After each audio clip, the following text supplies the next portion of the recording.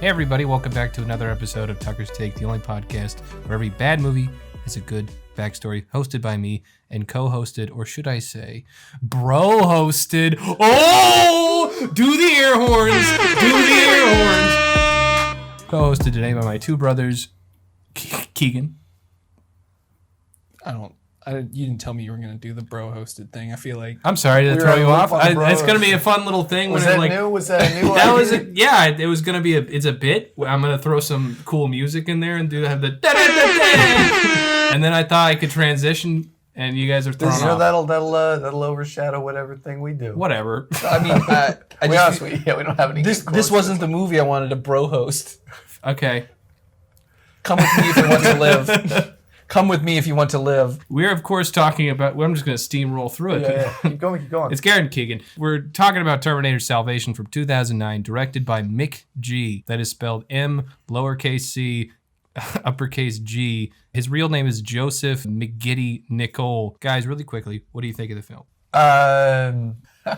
Keegan definitely doesn't like it. I know that. Keegan did not like it. Breakdown on this one. I think story's terrible. Characters are really weak. And we'll talk about why we think that is later. Production value-wise, was pretty good. Yeah, Garrett's right. I did not like it. I felt like this was just another one of those like rebooted cash grabs that the original 24 years ago did a better job of telling a story that was more compelling and interesting. And this is just a very bland rehashing that frankly made me a little sad at the end. Well, let's jump right in. This movie's budget was $200 million, which was fairly significant. The domestic gross of this film was $42 million, and the worldwide gross was $371 million. So this movie did not make its money back.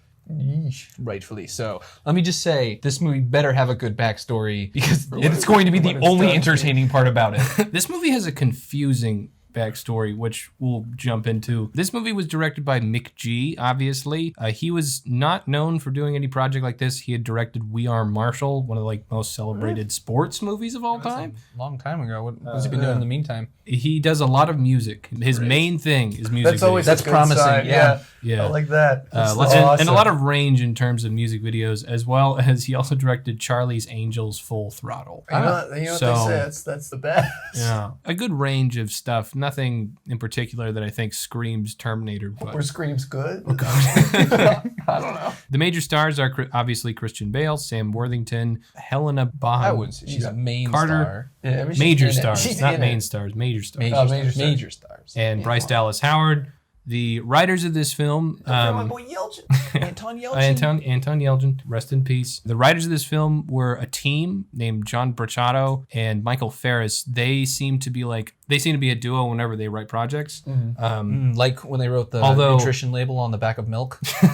They had written Terminator 3, Rise of the Machines. Yeah. They had written The Game with Michael Douglas, and then they had written a movie. Yeah, they had written a movie called The Net and a movie called The Net 2.0. And I haven't seen either of those. I'm sure they're terrible. Good way to do a sequel. Yeah, anytime 2.0 is in a sequel, it's probably good. And it's probably great. Terminator, the third one, how would we rank that as opposed to the other Terminators? Like, is that... Terminator 3 is bad. The bad one. Terminator 3 is bad. I know, but that used to be the bad one. Now is that like the third best one? That's true. It's been a long time since I've seen the third one. Terminator 3 is the highest... Or no, Terminator Salvation is the highest rated of the sequel...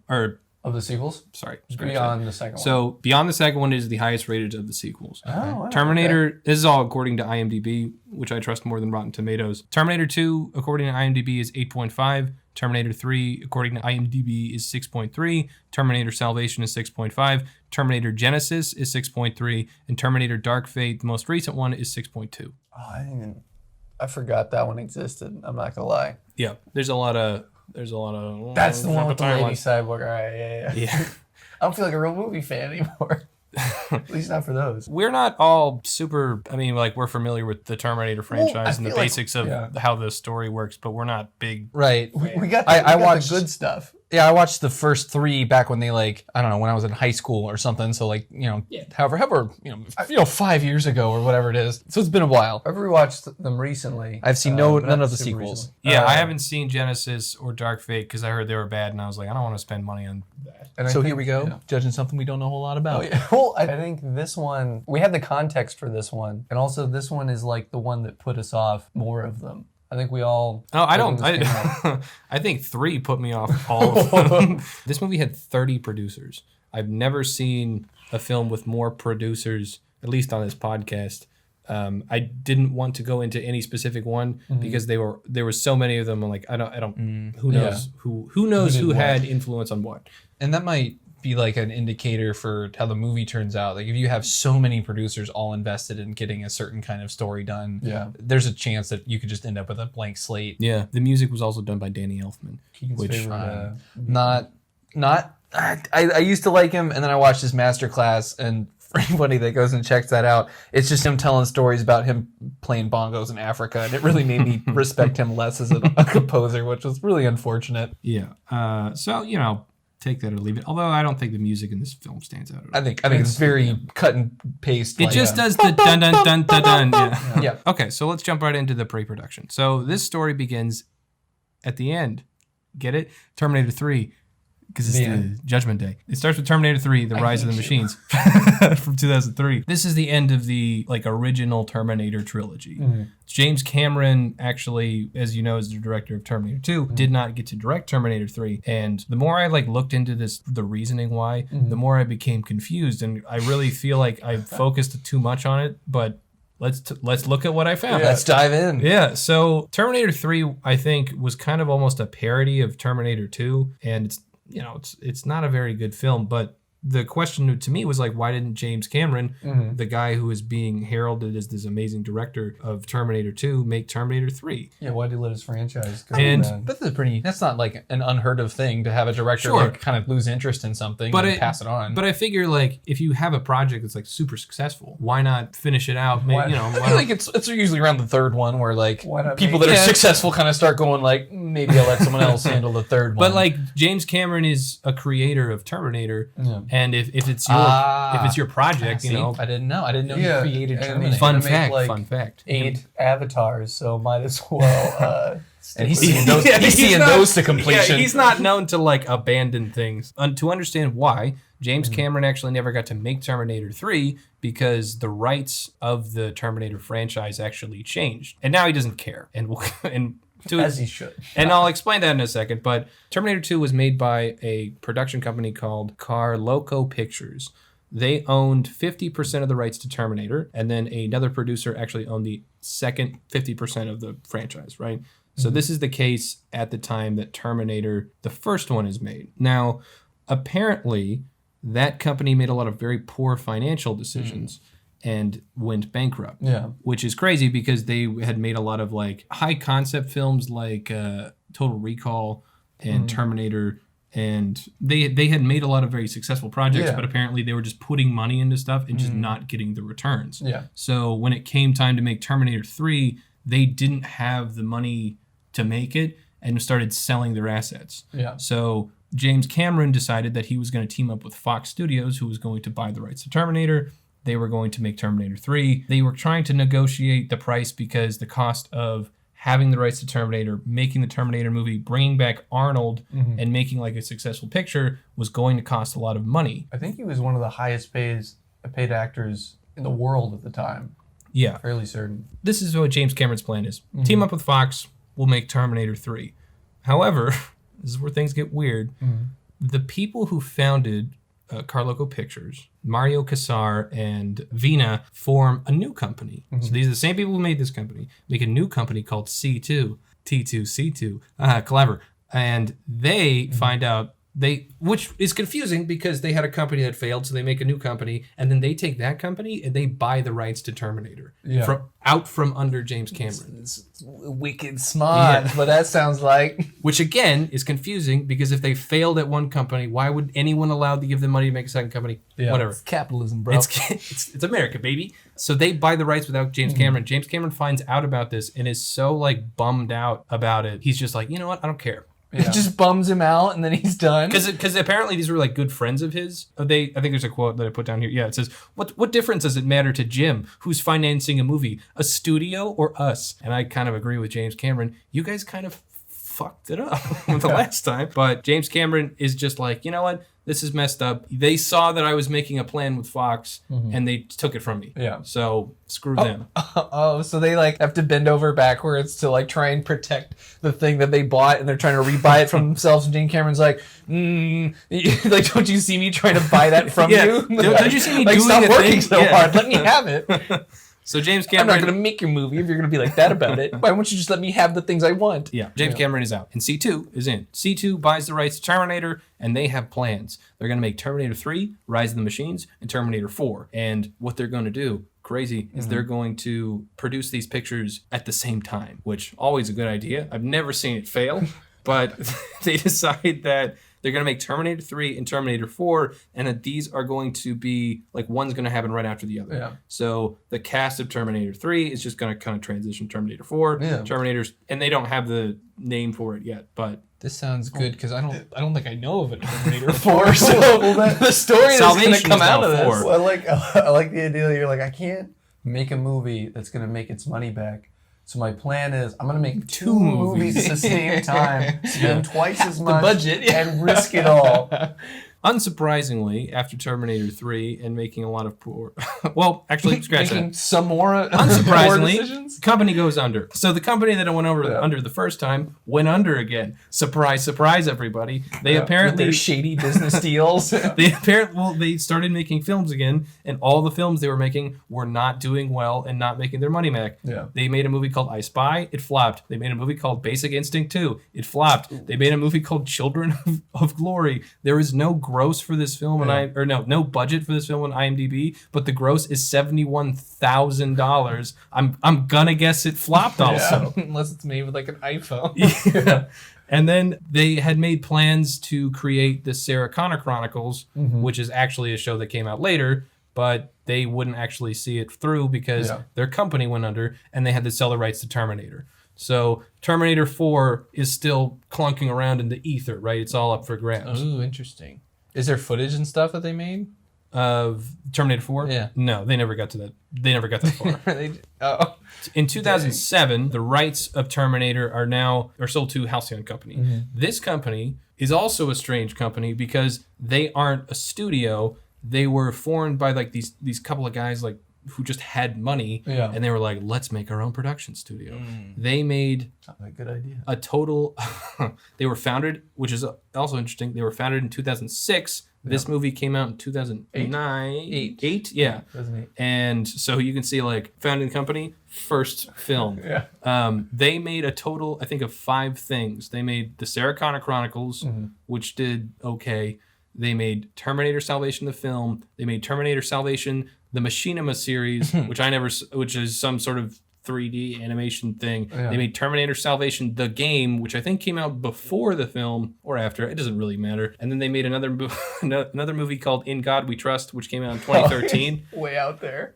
I think they also went under, but they had plans that Terminator Salvation the film was going to be another trilogy. There's always a trilogy. I like that you're gonna make a production company, and your thing is like your whole deal is you're like picking up the scraps on something that used to be good, and you're gonna like run your whole business off of like the mediocre leftover of something that was okay. Oh, but that's exactly what they're doing. Like you could take that mediocre thing and like revamp it and put like some life into it, but clearly like they're making games from it. They're trying to go like with they went from it. They're full into Salvation. They're like, we got it. People are gonna love this. Yeah, and I think they just went like what's the least amount of work we can get away with and like still make some money off of this. Yeah. So their plan was to make a trilogy, which I think is kind of why the aesthetic of Salvation is so different from the original Terminators, because they wanted to maybe kind of differentiate themselves. Yeah. But Halcyon brings on McG, obviously not known for his abilities. Do you think he was just the cheapest one? I couldn't find why they picked McG. That's one of those things that I'm always having trouble finding. But McG wanted to create a world that is bleak. He I can see that. he allegedly asked his actors to read The Road, and he asked them to read Do Androids Dream of Electric Sheep to get into the proper headspace of Oh, this right, film. mate. Yeah, Blade Runner inspired. Nice. Halcyon, I think, I don't know if it was Halcyon or McGee, wanted Christian Bale. Christian Bale said no. Good man. Should have stuck with it. And What went wrong? Halcyon wanted him to play Marcus Wright, the robot man. Spoilers. Yeah. He said no. He said the story was weak, and then they right. kept bothering him. And what happened, according to like various articles, what I found is Christian Bale was like, they were like, hey, do you want to be in our film? No. Okay. But like, do you want to be in our film? And he was like, no, I think your story's weak. And then they're like, do you want to be in our film? And then other people were like, dude, don't be in that film. And apparently, according to Christian Bale, he finally accepted because not that he said no, but then other people started telling him no. And when other people said no, he wanted to prove them incorrect, like as a challenge. Yeah, that he could do a good job in this. Oh, so we got reverse psychology into it. He wanted to do that. Simplest of tricks. He wanted to not be Marcus Wright. He didn't want to be the main character. He wanted to be John Connor. Because no one tells him what to do. And he wanted the script to be changed. Sounds like he got about half one of those. That's according to IndieWire. But basically, didn't really want to do it. And then I assume they just offered him money. And he was like, man, well, maybe if we do this, maybe we can work it. There's no way. Like, he just came off of Dark Knight. Like, how much money could they have offered him that it would have even been, like, comparable? Does he have, like, some gambling thing going? I feel like they offered him nothing. And he was just like, well, I'll do it. Because, like, people keep telling me they don't want me to do it. Maybe it's just the challenge of it. I could see that. I'd love to see what his budget was. Right. Yeah. Like always, there were many adjustments to the script. According to Screen Rant, the original script was going to be similar, but instead John Connor was going to die at the end, and he was going to have his skin grafted onto Marcus's body, and Marcus was going to be John Connor. I thought that would have been an interesting ending. Literally, while I was watching it, I was like, why'd they do that? Unlike the ending of this film, John Connor then goes to kill everybody, all of his allies, and then that's the end of the film. I mean, it would have been more interesting. If That would be random. I'd be like, confusing. What was the point of any of this? Confusing, but more interesting. And I think it's super telling. I don't know if you caught it on the microphone, but Garrett just said like, "Oh, I thought that's where they were gonna go with it with the skin switching thing." But then like we both just said like it wouldn't have mattered. It wouldn't have changed. Like the end of the movie, you would have been like, "Oh," it would just be like, "Oh, wow, okay." Well, I guess it would have just made more sense to me. This is a common thing in, I guess, later films is they keep making like John Connor like a robot or something like that. I don't know if that's like why is that like what they want? That's like the one. That's like the one bit you have. Is that he's a human, I guess, and he represents the humans? Well, and then it would be sneaky if he wasn't. Is like that the thought? Ooh. Absolutely. Because he yeah. Right. That's like that sarcastic thing you just said is like obviously what they're thinking, right? Like yeah. everyone who writes one of these. Yeah, that's so annoying. It's so annoying. Yeah. It's like the one rule, like he represents mankind, and they're like, but what if he was a robot? Wouldn't that be crazy? Up here. Yeah. Now the writing in this film is not very good, and maybe the reason because of that. The raisin comes after the grape. What's for no reason? The reason for this might be because in 2007, when they were writing the film, there was a writer's strike in Hollywood, which we've kind of neglected to mention. It was a very big deal. A lot of movies were not being written by professional writers, and thus there was a lot of really like not good stuff being created because writers obviously weren't being treated as well. This did not stop them from writing this film, however. I don't know if Bale liked the ending or didn't like the ending. I don't really know exactly what he care about the ending. What he brought to the writer's room. Because Bale's transition to Connor was integrated into more scenes. Which I feel like is very apparent when you watch the film. You're like, Connor's like a big part of this, even though he doesn't really seem. Yeah, he doesn't have any real influence. Well, I mean, it's kind of like I don't want to say double-edged sword, but it's because you notice it when you're watching it. You're not fully appreciating either one of the protagonists, Marcus or John Connor, because they both kind of like don't get it a full treatment. But it's not like you're confused as to why you're watching John Connor. Like I feel like if it wasn't Christian Bale and they weren't focusing on John Connor, I would be a little bit like, what's going on with John Connor? Isn't he like the one you're here to see? Like, I don't know. I guess like from my perspective, he's the character I'm most interested in. I never really cared about the robot from the beginning, even though they like kind of told me I had to. Yeah, I agree. He's just not a very compelling character. Right. We'll talk about that later. Well, he's also not like a very likable character. And yeah, we'll talk about it in the second part. Immediately a bad person. It's fine. But it is apparent that Yeah. like the writing is kind of like sparsed out between them, and you kind of feel like they're both neglected. But I would be surprised if they didn't include John Connor at all.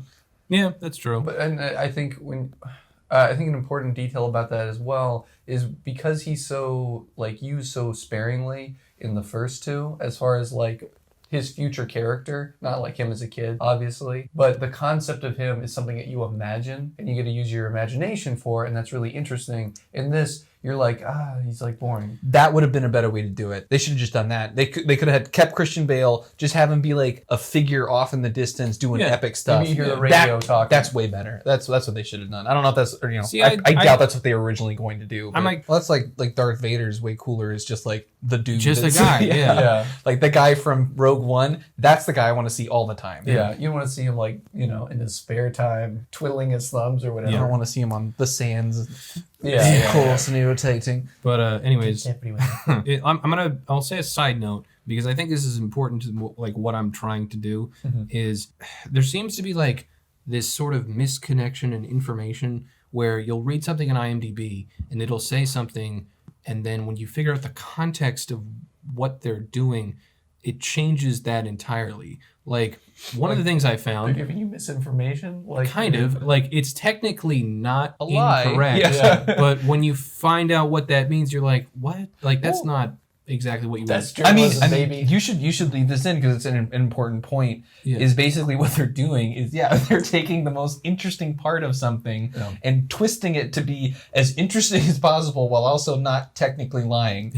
So you're getting like definite shades of the truth. And IMDb is built the same way as like a Wikipedia page where anybody can post it. Yeah, it's just based on how many people approve it and disapprove it. Yeah. So anything you read from the trivia page should be taken with a huge grain of salt. Oh, and I definitely do that whenever I do my research. If I see something in IMDb and I think it's interesting and I want to put it in the podcast, I 100% double check to see if that's true. And if I can't find that's true, I'll always follow or like preface it with like, I saw this, I don't know if it's the case. Yeah. But for example, one of the things in IMDb was like, James Cameron wasn't interested in doing Terminator 3. And when you're like, yeah, because this company stole the franchise from under him, that's an important detail to know, which makes this next fact that I found even weirder. In one of the interviews with McGee, he approached James Cameron to ask for James Cameron's blessing.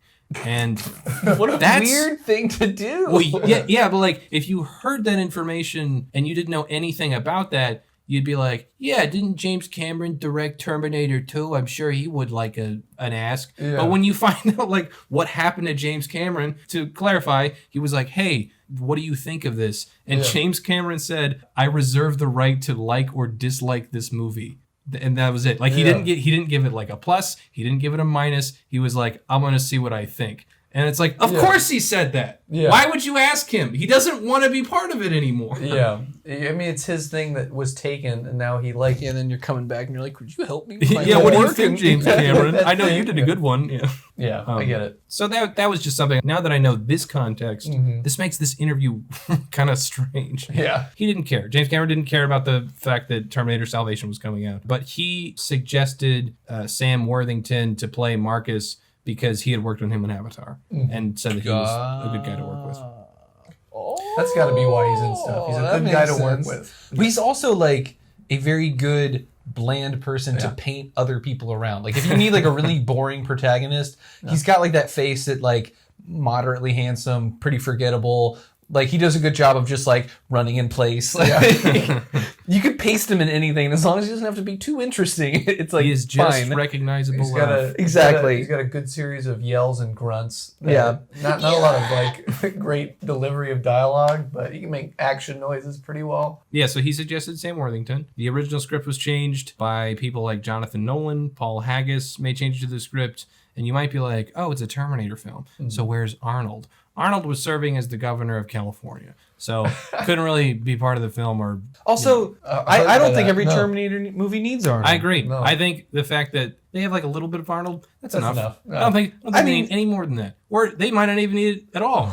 See, I think a little bit would have been perfect. I think the way they did this little bit was just the most like, here he is. We know you wanted him. Yeah. There you go. Feel your like, nostalgia. there was no love in Arnold's like cameo in this film. But then I get it because it's expensive to do that. Yeah. So maybe they didn't have the budget to make it better. I Oh, guess. no, or but I something. mean, like, I don't think it necessarily think it's a budget thing. Like, even if he's just like off in the distance, if you could just make it cool, that would be it. In this one, they literally just like opened a box and they're like, "There's fucking Arnold. Now we're gonna take his skin off, so we don't have to pay for that anymore." Yeah. And now he's just another one of the robots that we've been showing the whole movie. Yeah. One of the tragedies that happened on this shoot was Stan Winston, who was a very famous special effects The supervisor. guy this movie's in memory to. He died, halfway through filming. And he had worked on films like Terminator, Terminator 2, Jurassic Park, Aliens. Like, this guy was the shit. I mean, they're good. So if you notice the special effects in this look pretty decent, that's probably his influence. Interesting. This movie had a lot of practical effects, which I appreciate, including the explosions. A lot of the explosions. Yeah, like a lot of yeah, explosions. there's a lot of those. Terry Crews is in this film for exactly 1 second as a dead Yeah, it's a body. little longer than 1 second. He's It's got- like he's It's like 4 2 seconds. seconds. Yeah. and then he gets a 1 second reappearance when the camera turns. So that's Now, apparently, Terry Crews had a bigger role in this film. And they just cut it I out. imagine. Yeah. It's funny. Because he's supposed to be this dude's...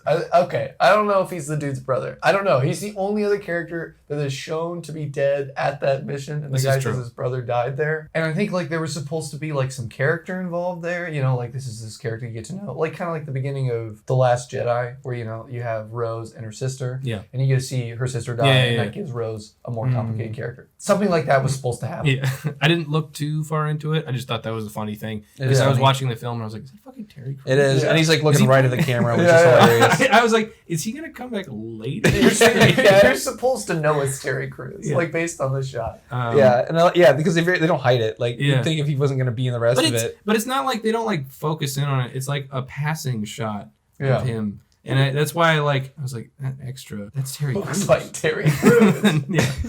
Which is too, I don't know. Well, I don't know. I thought it might have been like one of those Walking Dead things. You know, like how in the first one they show that guy who's dead and he comes back as a zombie, and they were going to show something else later from the past, and that would be like an interesting like piece of filming they did. They didn't do that. He doesn't come back as a robot he's just or dead. anything. He's basically gone. an extra. in Honestly, this I thought it was like a Mark Wahlberg in Thor, where like he's just Or like Matt Damon. Oh yeah, Matt Damon. Oh, in yeah, Thor, where he's where like like a he just little happened to be cameo. on set during the filming, and they're just like, put him in or something like Hop that. in there. jump on If you down. wanna. An interesting element of this film is that they filmed out in desert, and because of this, the camera crews would wear a lot of stuff. So they would wear like big jackets and scarves and goggles to keep the dust and dirt from getting into their eyes and their mouths and on the equipment. They kind of reflect the people in the film a little bit, Yeah. just in terms of the stuff they had to wear. Yelchin like specifically mentions, he's like, you couldn't recognize the camera crew. They look like Yeah. people out of Mad Max. That's funny. I would have loved to see that.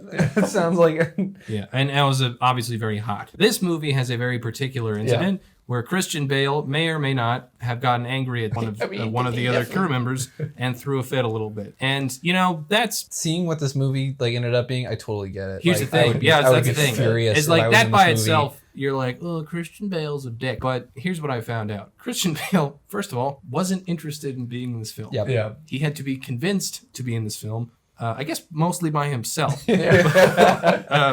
Didn't want to be in a part of it. People apparently were continually consulting him about stuff, which I assume has to do with the fact that the people producing it was not a studio. Yeah. So like Christian Bale, who had worked with a lot of people, probably was like people kept asking questions. That's Yeah. purely Totally. speculation. Which I could see being. No, I can annoyed totally about. see it. Yeah. But I could see that being a thing. And then supposedly he was keeping people on task. Common in one of his interviews is like, yeah, Christian Bale was like making sure people were like doing stuff on time. So he's like keeping people together. And then the filming was 77 days.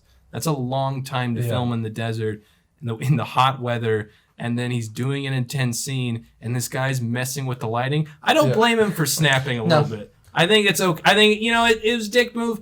I don't blame him. That's okay, I think. Yeah, I think I forgive him. After watching this movie, I kind of feel like that. Like, Yeah, I want to yell at one I of might the have people snapped there. at Garrett and Tucker Yeah. at the end of this. There's So. that was a lot of like I was doing a lot of research in Salvation. A lot of people were like, "Oh, Christian Bale yelled at this guy," and I was like, people. It's not that unimaginable." It was mean, but in the context, I kind of understand. Yeah, right. Like, he didn't want to be there.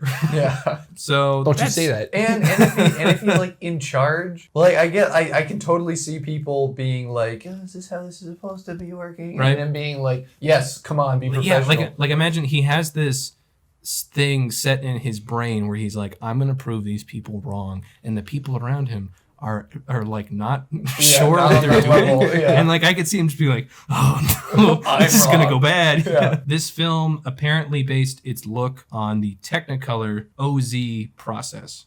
So this adds 3 times more silver to the negative film, making it milkier without affecting the grain structure. Although the process has been tested in pre-production, it wasn't actually used.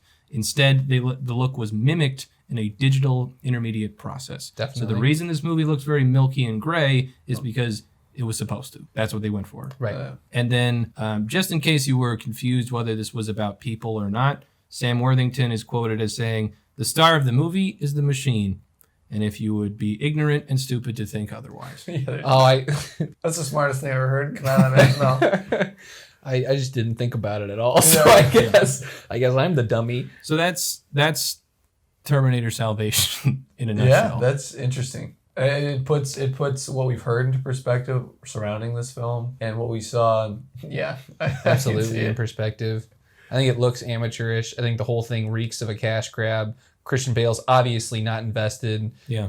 I think the only thing this movie has going for it is the money they put into the CGI. Yeah.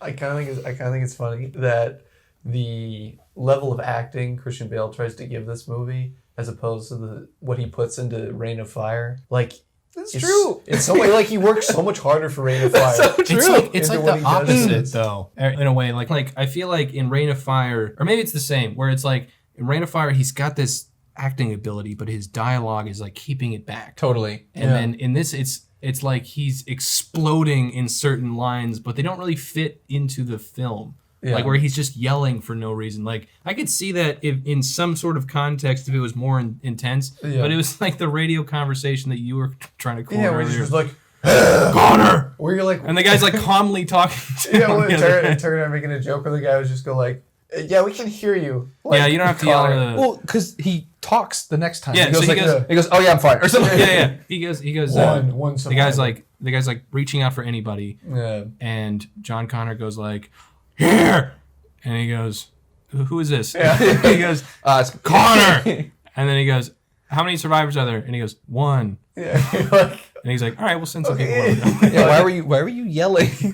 I the thought about scream- it. I thought maybe he was doing like because that was I thought a well done scene where the camera's spinning around, the helicopter Yeah, goes down, yeah. and I thought maybe Christian Bale's being really smart and he's doing like a shock and like a big crash and he like just can't says- hear, and then he actually ruins it by going into the like regular voice immediately afterwards. Well, all they have to do is do like a little like really, yeah. Yeah, totally. or something, or just make it a little just a little hazy, disorienting. yeah. Yeah. Put But little he Dutch just- angles in there. Maybe someone told them they were going to do that. They didn't. And I want to point out, this movie we constantly compared to Assassin's Creed. Yeah, It's got a lot of Assassin's similarities to Creed that. vibes. Yeah. In terms of its color palette, in terms of the way it's like the editing is very choppy in this. Yeah. There's a lot of like Strange scenes cuts. And rough, Where- yeah, rough cuts. where it could use like a transition cut and it just isn't there for some reason. And this movie's little very awkward. long, so maybe it was cut down for time, but there's a lot of that. And the cinematography, that milky covering over everything that makes everything look kind of dull, and Yeah. in It this it turns all kind of gray. Yeah. And I think we were doing this when we were discussing this earlier. And because the director, McGee, decided to do this, I think it's free game for us to compare this film to Blade Runner and The Road. which apparently he decided that he was going to do. So I think it's fair that we can do that. Yeah, I don't. It's not Blade Runner. They're like totally scenes, where like the fire's shooting out of the top, where like someone clearly is ripping off Blade Runner, and it's just not. It's not as. And we talked about like using that color palette and those filters as an aesthetic, and I think this movie really washes itself out with those. And we talked about ways that those are done well in things like The Road, where the story really matches the tone that like aesthetic sets. And there's also contrasting elements where this movie really doesn't have a lot of contrasting elements. And then Blade Runner has a very kind of similar color palette, or not similar color, a consistent color palette, but the way that things stand out are so much more dramatic and well done. Yeah, and in 2049, there are scenes in deserts, but the way they shoot that, like the colors they decide to use, the lighting they decide to use, the shots they decide to use, show that, wasteland completely different. Or like Mad Max for that, like same example, like beautifully colored and framed for that same desert vibe. And I think what we came to as a conclusion on the way this movie does its color palettes, its contrasts, is that it has something that can work well in relation to other scenes that are brighter. But what it does is it just has that same tone for the whole movie, like visually. Yeah. And I don't think that having a gray, like to be clear, having a super washed out look isn't something that's necessarily bad. It's how you use that as an effective storytelling device. And that is something like this film is very washed out, which was kind of like an aesthetic, I think, at the time. There was like a lot of films that come out. There's a film that came out recently with Chris Evans, and I don't know, it's called like The Judgment or something like that. It's the grayest thing I've ever seen. It's we can cut this out or whatever. It's like Trying Timmy or something. Yeah, have you seen the commercial for that? Yeah, it is so gray. So gray. It is unbelievable. Yeah. It's like grayer than that film. This one is about the same as Assassin's Creed for me, where at the end of it, the scenes are so one note that my eye gets kind of lost and I can't seem to focus on anything. And the story is kind of the same way, where there's just really nothing engaging about it. And so by the end, I just really wanted it to be over.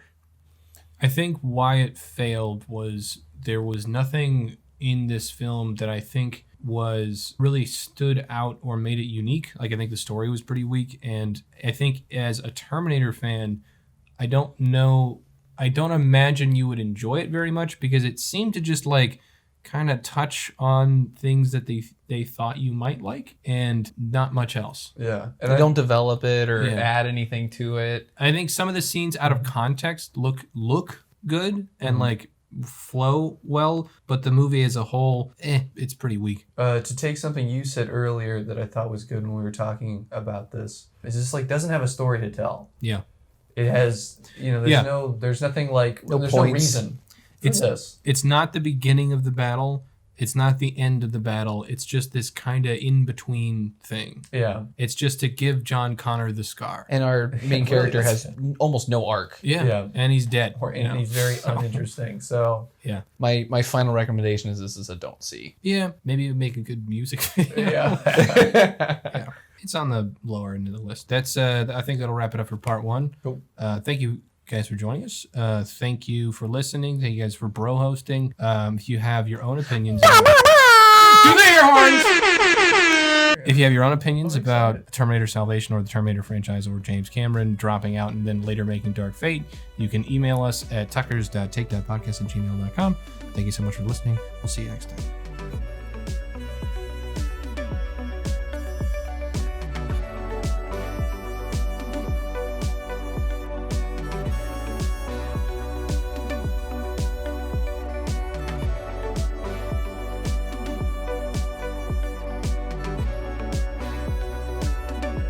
Yeah, this might be the first movie where I don't do another intro. I can't even think of another quote, because the lines are so flat throughout the whole thing. Do you just quote it like a different? That's our intro. That's our. The lines are Welcome so back flat. to the part two of these lines are so flat. The lines are so flat Terminator Salvation podcast. Why don't we quickly go over the non-plot of this film? Do you want to go ahead, Garrett? Yeah, awesome. Starting out, we start out with Marcus is our Enzio is going to be put to death in prison. That scene's better in Assassin's Creed. It's much better in Assassin's Creed. Mostly because there isn't that weird kiss thing. Yeah, it doesn't make any sense. And then the character, like even when they explain it later, which it doesn't really make that much sense anyway. The movie starts off with someone getting So Marcus Wright gets put to death. put to death. And he signs a thing that Skynet is going to Use have his body when he's dead. Yeah. And I want to say really quickly, in Assassin's Creed, I feel like Michael Fassbender had more emotion in that scene, and Sam Worthington, maybe he just wasn't told what to do, or or maybe he's supposed to be robotic. Yeah, but he's just kind of like, I'm dead. Supposed to be robotic. And so we jump He's not a forward. robot yet. He didn't know. Maybe that's yeah. We jump forward to 2018. 2018. So basically, we've got John Connor and his group of merry rebels that are invading. Mary's a strong word. They're invading Skynet's base or something. They're trying to get some some information that John Connor isn't privy to. And so they go down into the tunnels and they find out, oh, there's people down there. And then so basically all they discover is that Skynet is collecting people. Yeah. And they want to know why. and some other information about a robot or something. They find out more about the T-800, I think, which I Right. think is the Some Arnold new- robot. Does anyone know why they're collecting people? They don't say why they're collecting people. I still don't know. And I think because in here's what I think. I think in the script, and I hadn't gotten over it because I don't know how accurate it is, but I think in the original script written by like McGee or by his the writing team, they had focused not on John Connor at all, and instead on like a storyline where there are more than one Marcus, basically. There's a bunch of like human hybrids, and those human hybrids are helping like hunt down people. And maybe that's why that plot element is in there but not really explained, is that they were turning people into Terminator hybrids. Oh. That's a lot of people then. Are they... This is going to sound gross. Are they like skinning? I guess. Maybe like that, saying that out loud, I think connects that kind of disjointed element of it. Yeah, Although that's a Although lot of people. in And they're my- like getting old ladies and stuff. Like the oldest ladies. Yeah, there's so many old ladies. My thought the best. My thought was, and this is me inputting logic to them, Skynet has people in their facilities so that the people don't blow them up. Oh, that's smart. They just use them as a shield. I mean, Ish. it didn't really work. That was like, yeah, they totally did. Yeah, because that one guy was like, let's do it. but we'll get there. So basically, they go down there. They wake up Marcus, the robot man from before. Yeah. Christian Bale bails, and then Bale. Skynet blows up all of his buddies and the people Yeah. and everybody except for Marcus, who like explodes in a nuclear bomb. And it's fine. He is birthed from the nuclear bomb. atom. He is. Christian nuclear. Bale, when he's leaving that explosion where all of his friends are dead, is very calmly going through and like looking at all of his dead buddies, and like even moves one from a seat and like gets in a helicopter and sees an enemy plane fly off, and he goes like, funny. I'm going after it. And then he gets Oh, up. yeah. He's got like way too much confidence. Like someone went and killed his buddy while sitting in the seat without breaking the window of the helicopter. Yeah. So someone's like on the ground hunting them down. Yeah. And he's just like, I'm going to leave my buddies behind. I'm going for the enemy. Well, it's funny because like you find out that it's a hunter killer hunter get whatever. Hunter killer, I think is what it's called. hunter killer. And those things have like big guns and can Yeah. fly really fast. Like it's kind of like, and you don't know that yet. But Yeah, he's in a Christian Bale's just helicopter. in a helicopter, and he's like, "I'm gonna get him." And Why? but like how? Like how is Yeah. he? What is he? What? Oh, how? dude. Yeah. He gets knocked back down, and then Clearly. he gets in a little tussle with a Terminator, which Which I is actually cool. kind I of like like that that scene, sequence. Yeah. I mean, I don't know how the Terminator is able to get so high up on his body since it has no legs. I Climbed up. have a problem with Christian Bale's use of his hand pistol throughout yeah. the movie Yeah, because he constantly uses it to shoot the robots in the face when they're right in front of him, but it doesn't do anything. Yeah. I So I think don't understand like Why why he he has it. keeps doing it and why he has it if it doesn't do anything. Shouldn't he be like focusing on a part of the robot he does know will be damaged?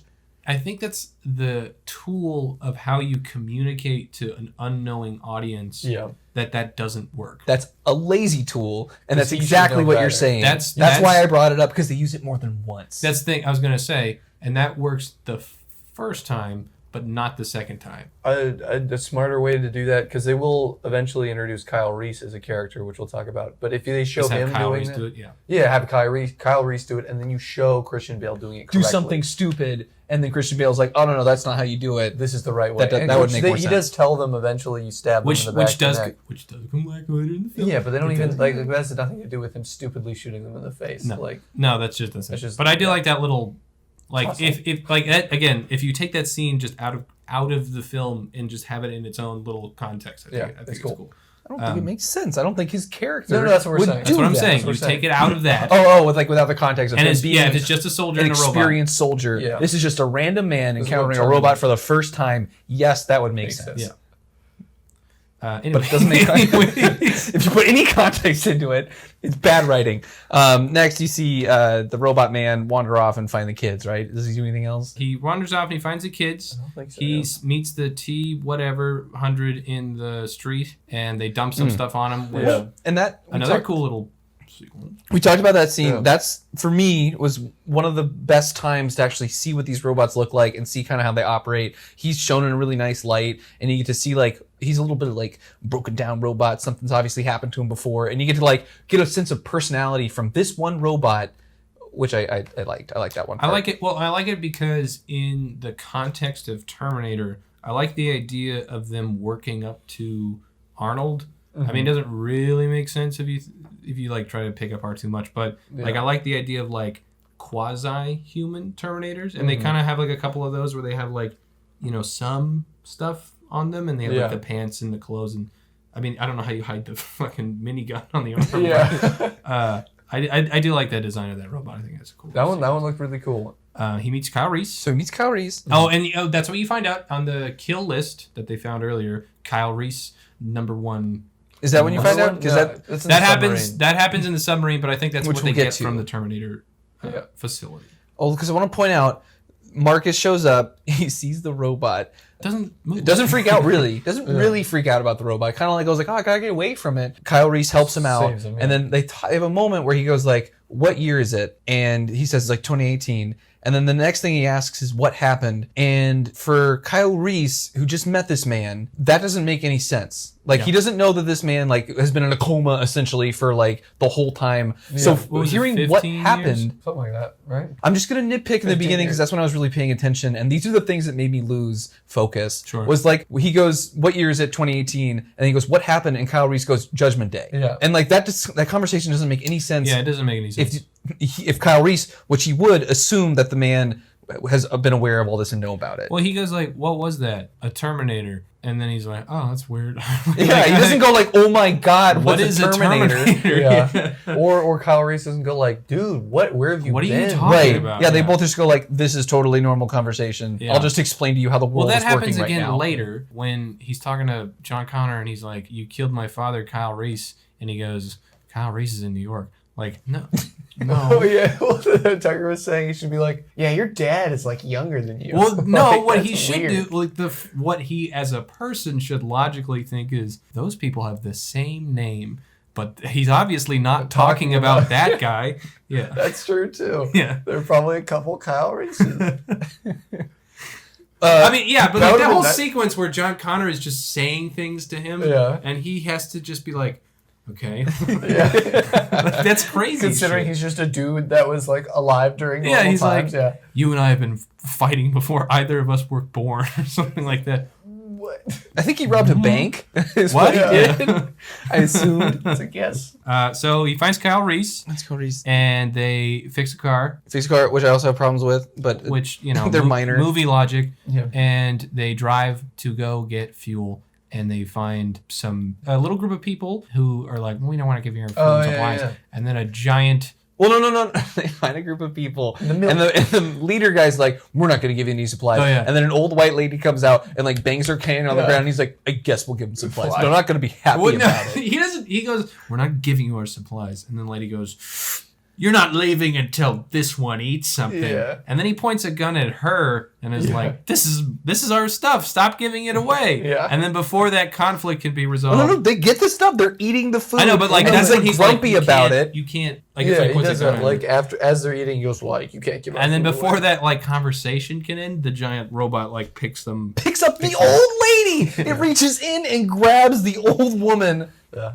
Who I'm assuming is fine because the robot has a dainty grip. Yeah. It is the softest of hands. Uh, People fall from space and land in these hands, and they are fine. It's the giant War of the Worlds robot that makes the same noises, blasts everything I up. like it. I like it. They try to kill it. Okay. They fail. Yeah. It sends little It sends motorcycles out of its legs. Yeah. Nothing wrong with that. We both said that at the same Nothing wrong time. with You that? heard that right. No, nothing wrong with that. They get most of the way away from them, and then a hunter killer comes around and kind of like pushes them off the road. Where Kyle Reese and his little assistant, her friend. Oh, okay. We also talk her about. name is Star, by the way. I don't think that's ever mentioned. I didn't know that. Can we just talk about very briefly how Marcus like pushes and yells at the kids? Oh, yeah, and is yeah. like Talk about kind of quickly. like mildly abusive to the children. He's not nice to them. He's like kind of a dick. the kid is in the seat and he's like, get out of the seat. He doesn't want to get out of the seat, so he treats her like a dog and he like slams on the side of the car and he's like, get out of here. Yeah. And he shoves her at one point. And no, he shoves Kyle because like Kyle can drive without knowing how to drive. And then he pulls the handbrake of the car to stop it. Which should just flip it. I'm Which pretty would sure. have I don't know. Crazy I don't want that. slide. And he goes, if we're gonna get out of here, I'm gonna drive. And he just pushes Kyle Reese out of the car. Which also I think is kind of funny. And I know Kyle Reese doesn't know how to drive. He did an alright job for not knowing how to drive. He did a great job for not knowing how to drive. He was navigating away from motorcycles. Let me make this point. The idea that Marcus is like, I have no idea what's out there in this world. I should drive around.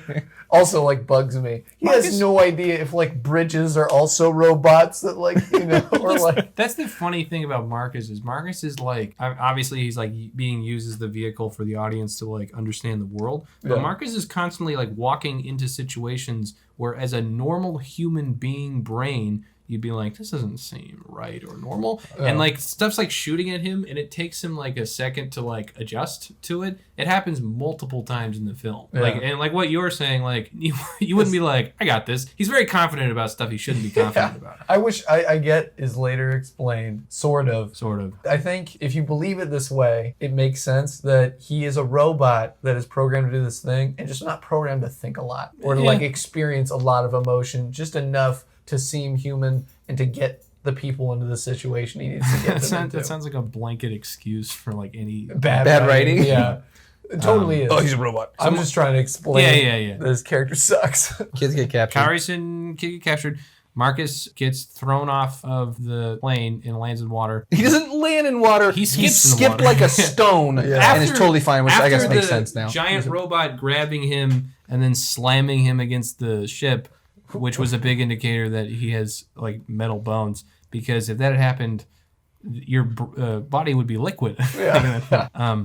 So he runs into one of the soldiers. Who's a woman? Who is a And who he's nice to. Yeah. This is the first person he's not a dick to. This is true. And they run into a couple of marauders. Marcus kicks the ever-loving life out of them, except for one guy who he shoots in the leg, and then they just leave him, presumably. And I guess he died of blood loss.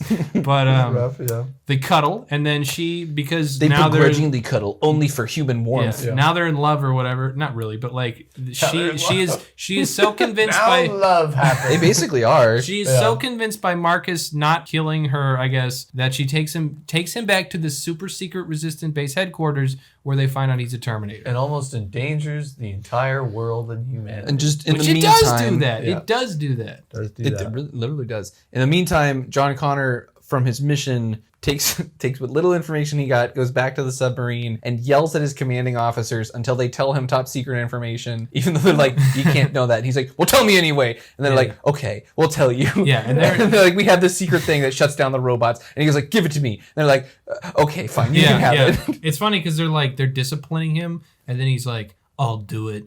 And they go, Okay. Okay, yeah, you do it. Uh-huh. Well, no, they're going like, yeah, that's fine, talking like this. And then he's like, oh, do it. Yeah. Everyone else talking normal. Christian Bale over there talking like he's Batman. It starts with her like, you pulled that little frog stunt. You're in big trouble, man. And he's like, let me take the machine. And they're like, oh, okay yeah. I guess. So Christian Bale messes around with the machine a little bit, shuts down some robots that he finds. He's having a ball. Yeah, so the converge, and then that's how Christian Bale / John Connor figures out that Kyle Reese is at the Terminator facility. And after some events where the pilot frees Marcus because they're in love and tries to escape with him, they have there's like some Terminators and some fighting. And basically they come to an agreement where Marcus is going to infiltrate Skynet to help him get back Kyle Reese. No. Marcus goes, I'm a robot, right? Like, see? I can get you in a and he goes Skynet. like, I can definitely get in. Yeah. You don't. And Christian Bale's like, okay. Yeah. That should be the moral of this movie. That if you just have enough confidence in yourself, you can make anyone do anything. I mean, he's not wrong. Yeah. You can skip a whole bunch. He just gets into Skynet. They just let him in. Yeah, they do that. They let him in. Christian Bale sneaks in behind him. Yeah, Christian Bale is able to sneak into the facility, which is pretty fun. You're like, what? How did he not do that before? You find out that Marcus, I guess, is a robot that's designed to infiltrate human organizations, though he doesn't know it and has total control over what he wants to do. So he goes like, I'm not going to betray them. Yeah. And the robot he face pulls is out upset, a thing, which doesn't make you any don't know. sense. Yeah, the confusing part about that is they're like, Marcus, you were designed to infiltrate the people's bases so that we could find John Connor and kill him. And the only reason that happened was because of the weird circumstances which led him to get there. Yeah. Like they weren't it wasn't like he knew things. He just happened to be there. Did they? So it's part of his program. I guess. I have a theory that there's just a lot of Marcuses. Like there's the one that is Marcus, but there's a lot of people robots that are just wandering around, getting shot by other robots. I think that was maybe part of the original script. Just trying to find their way. Yeah. Hopefully one of these will just end up in that base. They just send 1,000 of them out, and they're watching a lot of them die. Or it's get the one that wanders up to the other T-800 or whatever and machine guns it, and they're like, oh shit. Oh damn it! There's another. We got to turn that off. Yeah, well, because you can't not shoot him because then the people won't buy it. Oh, and it turns out that the signal was always a trap. Yeah. That they set so dumb. that John Connor would be in the facility. John Connor fights Arnold for a couple seconds before the CGI budget runs out, and then he fights a couple, either one or two Terminators. Yeah, the one, or it's just one that teleports. It's one that teleports. It's supposed to be because it's one. Yeah, and it's the same one that's cleaner for some reason. He's fighting one, and then he gets separated from it, and it is down in a facility, and then another one appears. I think it's the same one. I think it might be the same one. It's just not. Because it's all in an area where they're being built. Yeah, so you don't know if it's not entirely clear if that's the same one or not. But the other one, when they go back up the elevator, isn't there. So I assume it's the same one. And he kills it with lava. Kills it with lava. No, he doesn't kill it with lava. He tries to kill it with lava. Oh, yeah. And then Marcus kills it with the rod that it used to stab John Connor in the heart. Yeah. And it does stab him in the heart. They blow up the Skynet facility. They save Anton Yelnats. Yeah. Also, the murder robot stabs someone in the chest. They're fine. Well, he stabs John Connor in the chest, and then Sam Worthington uses that to decapitate the other robot. And then they blow up the Skynet facility using the battery packs, which was the fusion reactors, or whatever the hell the Terminators use for power. And they get back to the base, and they're like, "Oh, John Connor's dying because he got stabbed. Because his heart is obliterated." But he looks fine. To be honest, he's kind of sitting there calm. No, but what do they say? He's on the table. Bryce Dallas Howard's turns. Yeah. She goes, "It's his heart." No, it's not. It was the big metal rod. Why? I just the idea of a doctor, and they're like, "Is he gonna be okay? What's wrong with his heart?" There's a beam in him a minute ago. It's pulverized. Yeah, they also ripped the beam out of him. So I don't think he has a heart. I think I really wish he was lying on the table with the beam just sticking out of his chest. I don't know if he can bleed faster. Yeah. I don't know if there's a way other than someone jamming something through your heart and then pulling it out. I mean, and that's your aorta right there. Yeah, it's there's so many things. Blood. There's so many things, but the big twist. In your spine. All right, sorry. The big twist. He's definitely dead. He is dead. The big twist is Marcus has a very strong human heart, and he is able to give it to John Connor so that he can continue his battle against the Terminators, thus achieving salvation. Dun dun dun dun dun. Yeah, there Dun it dun is. dun dun dun. Because he won't stop fucking saying everybody deserves a second chance. Yeah. I think if you watch this film, you should make a drinking game. Every time Christian Bale says, "I'm John Connor," or just the words John Connor. How about every time Christian Bale has a weird voice, like there's Where a he drink. yells inappropriately. Yep. When he yells inappropriately, every time he says everyone deserves a second chance. Yeah. Every time he says the word resistance, I think would also be Yeah. good. Every time there's a ham-fisted reference to an old Terminator movie. Every time Ooh. Sam Worthington does this weird Sam Worthington scream where he goes, Yeah. and then every time they go, dun dun dun dun, because they do it Yep. several times. You'll die if you do the Yeah, music. you'll just be that dead. one. Don't do the music one. Come on, Danny Elfman. Yeah. So Get it together. basically, this movie, although not the worst film we've watched, Close. It is fourth from the Regan bottom in dislikes our it official more rank than list. I do. I know you guys can't see this, but when Tucker was describing the movie, his like eyes were up in his head and he's like bobbing like he was so out of it, just like going through it. I thought it was hilarious. Yeah, Good face. He's like I think so over it. Maybe this is how the podcast will evolve. Is just like the plot will just like disappear. It'll just be Yeah. like, and then he does this and this and this because we've seen it like 17 times. Yeah, it's the same shit. Basically, the movie as a whole, like the story is just non-existent. I tried to describe it earlier as like a drop in a glass of water. There is or was a story, and it had like 4 plot points, Mm-hmm. and you can sense those in the, you can feel it when you watch the You're movie. not showing them, But yeah. they're not connected. And thus it makes the film not really flow very well and makes it very Yeah. boring because they're too focused on John Connor, or not focused enough on John Connor to make him interesting, but not focused enough on Marcus to make him interesting. And we have this like kind of muddled film. I think this movie has no depth Yeah. at any Oh. point. It's all very surface. I think now that we have the context for it, it's very clear that this is just an inexperienced production company That too, yeah. with writers during a writer's Well, strike, yeah. with a main lead actor that doesn't really want to be there. That's exactly what this movie is. So here's Oh. the thing: as non-Terminator, not as non-Terminator fans, as not the biggest Terminator fans, this is the highest rated of the Terminator sequels. Terminator just can't seem, except for T2, this franchise cannot seem to nail whatever it is they're trying to get at. Yeah. This movie has no time travel, which I don't necessarily have a problem with. I think as soon as you do time travel, everything gets muddled. But not that you can't do it. But is Terminator stupid? Like, and I don't mean is it a dumb franchise? Yeah. I mean, like, is this a film where you go into it not expecting it to be smart? Like, you watch it to just see robots jump around and like a Fast lasers. and Furious Is or that whatever. what Terminator is? I don't think so. I feel like the first one is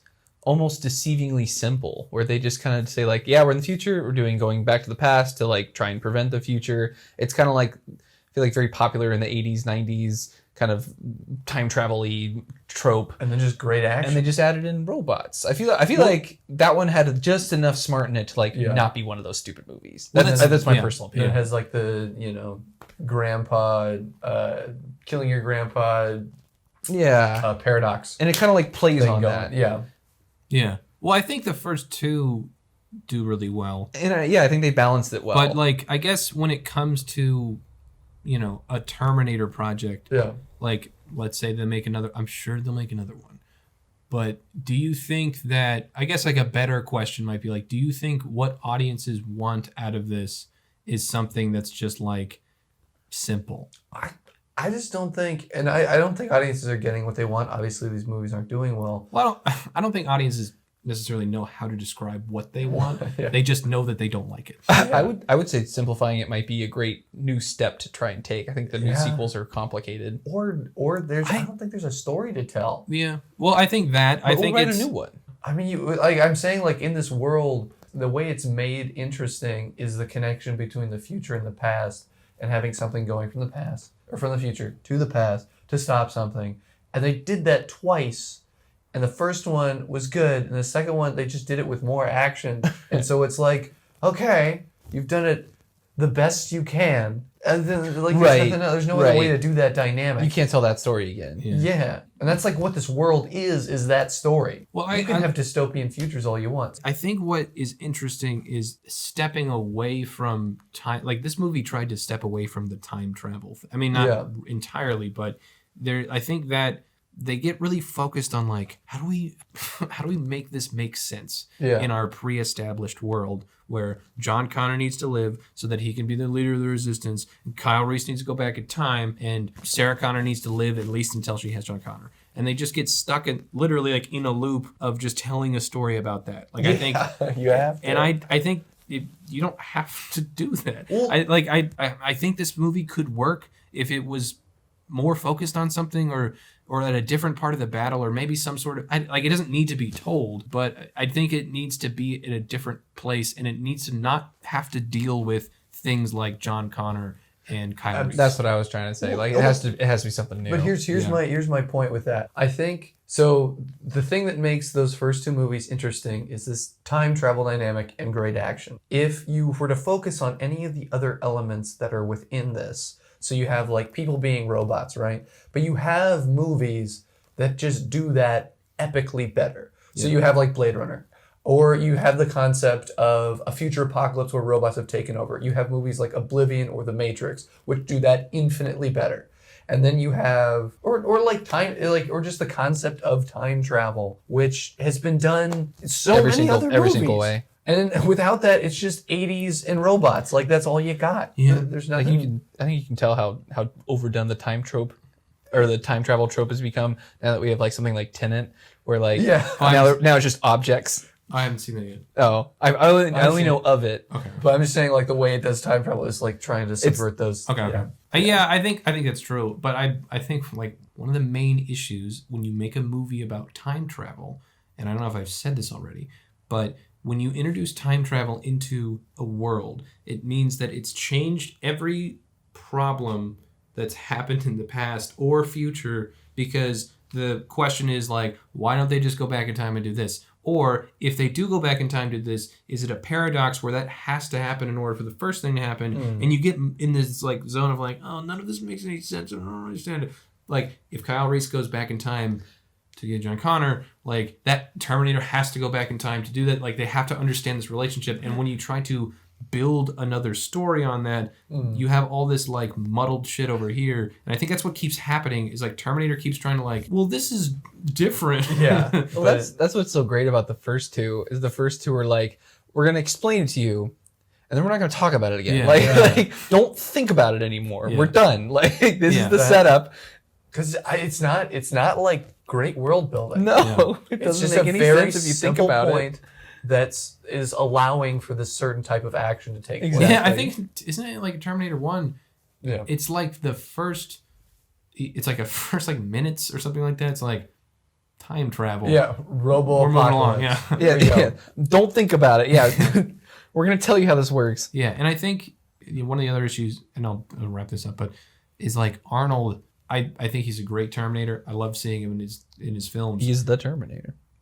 As he gets older, that now has to be an element of your story if you're going to make him the Terminator, and that makes it, that gives it a weird kind of twist to it. And I just think that maybe move away from this. I mean, one, like, does he really want to do it anymore? And then, like, I think he just gets paid a lot, and then like they go, "You want like $1 million trillion?" And he goes, "Yeah, I'll take that." Like I don't have to act very much. I'll just stand there and use CGI around me or something. Yeah. And then two, you got to incorporate the aging factor, and that is too much mental math to like try and work around. If that is one detail that you're going to have to focus on for your story, you first have to address the 1,000 other details that are wrong with just the general premise of your story. It changes the whole dynamic of Terminators and why they would age in the first place. And then, like, I know in the new one, he has a family or something. Yeah. I haven't seen Dark Fate. Maybe it's good. IMDb doesn't think so.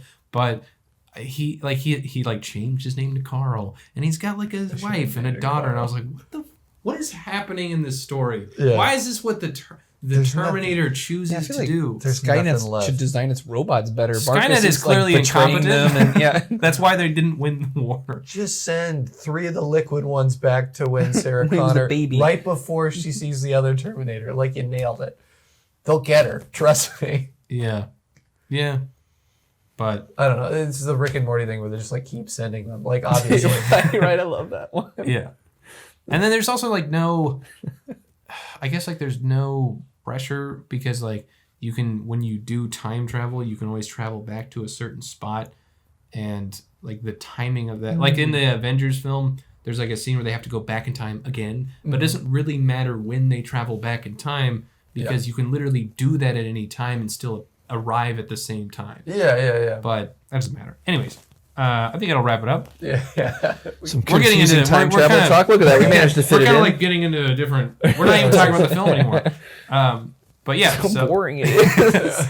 It's Terminator Salvation. It is the second movie of the Christian Fails films. And tell me what you think of it. Email us at tuckers.take.podcast@gmail.com. Oh, you can stop emailing me. I get too many emails about this. Thank you for joining us. Thank you guys for co-hosting. Anytime, sir. Anytime. Come with me if you want to live. We'll see you. I'm not going to do one. Dun, dun, dun, dun, dun. We'll see you next time. Be sure to send us an email at tuckers.take.podcast@gmail.com. We'll see you next time.